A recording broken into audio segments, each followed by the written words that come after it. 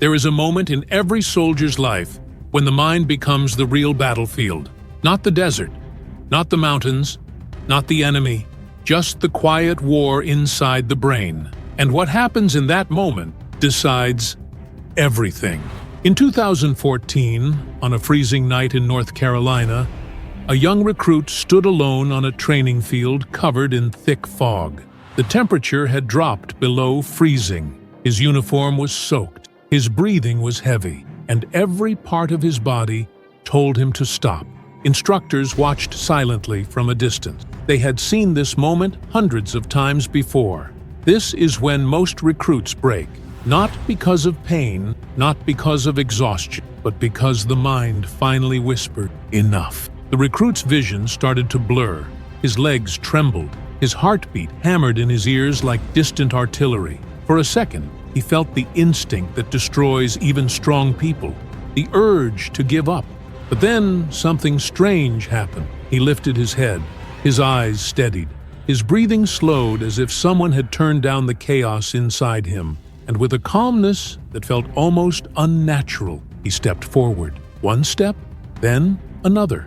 Then he crossed the entire field without collapsing again. Instructors exchanged confused looks. What they witnessed wasn't strength. It wasn't physical power. It was a rare mental shift, an invisible switch. Only a few soldiers learned to activate a psychological technique so effective it can override fear, pain, and panic in seconds. A technique civilians almost never hear about. And it's the reason this recruit didn't break that night, and why this hidden military secret may be the most powerful form of mental toughness ever developed. Mental toughness in the military is not a personality trait. It is a trained response, sharpened through repeated exposure to stress, silence, and controlled fear.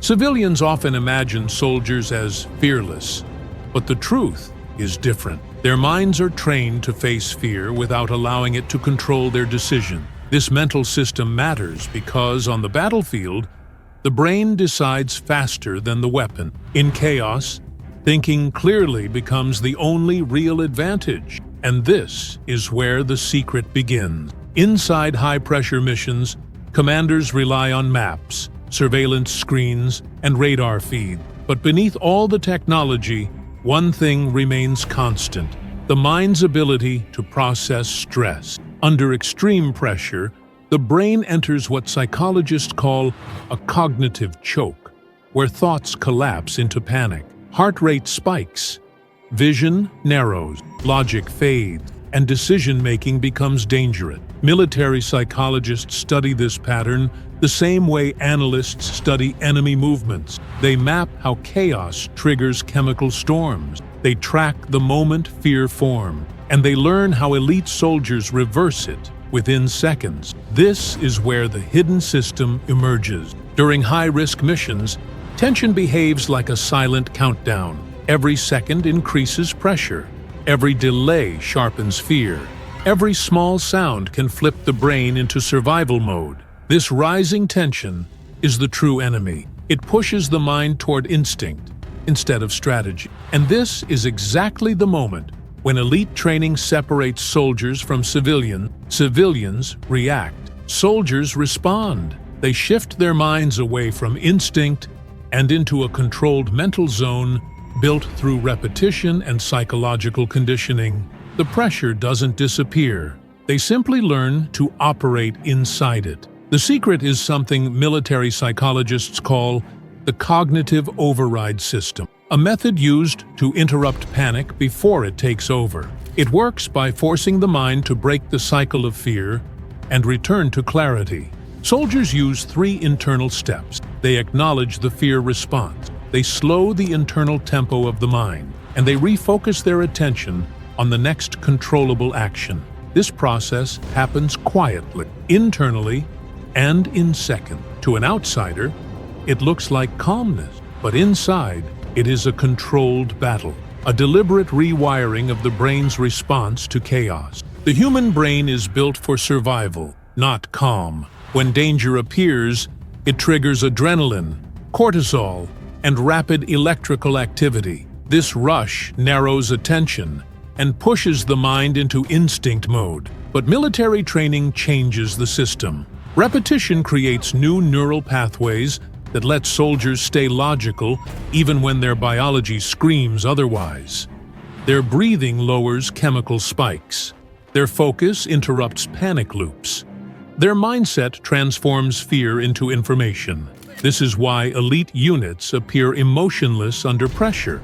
Their brains have been rewired to use stress, not collapse, under it. A former special operations soldier once described a moment during a nighttime operation in the Middle East. His team was pinned down by unknown movement. Everyone was silent. Every instinct told him to freeze, but he used the override system. He slowed his breathing. He focused only on what he could control, and his mind shifted from fear to clarity. The team repositioned, gathered information, and completed the mission without firing a single shot. He later said the most dangerous part was not the situation. It was the moment his mind tried to panic. Even outside the military, the mind faces small battles every day. Stress at work, unexpected problem, pressure to make fast decisions. The same psychological principles apply. When the brain begins to choke under stress, the override system can shift the mind back to control.